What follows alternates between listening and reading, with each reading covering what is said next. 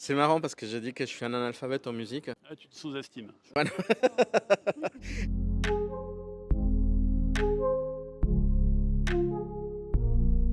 Moi, en fait, à l'image, ce qu'on a essayé de créer, c'était un hors-champ qui soit dangereux en permanence. Et donc, en partant de cette idée, on s'est dit, enfin, je veux dire, cette idée, elle est claire à l'écran, et puis on l'a construit au montage. Et je pense qu'en parlant avec Rémi, j'ai dit, mais en fait, il faut qu'on sente qu'on flippe, en fait. Encore une fois, il faut qu'on flippe à ces moments-là.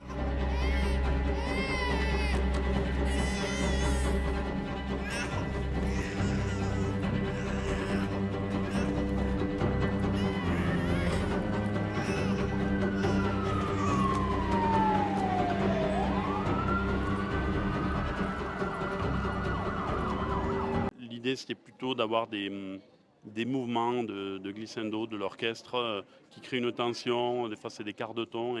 Et pour pas tomber dans l'écueil des films plus thrillers trop marqués, en fait. Parce que finalement, c'est pas qu'un thriller, ce film. C'est pour ça qu'il y a aussi deux plans dans la musique. Il y a une musique intimiste avec un violon solo et un piano. Et après, une musique plus large, dont la musique intimiste, c'est celle qui fait référence à l'histoire de Maria et Marco. Et puis après, une musique plus large qui, elle, accompagne l'histoire politique, en tout cas le combat de Maria. C'est important de parler de ces femmes qui n'ont pas cette maternité qu'on attend et elles ont le droit aussi de l'exercer comme ça. Parce que pour moi, résister face à une dictature, c'est aussi exercer sa citoyenneté en entier.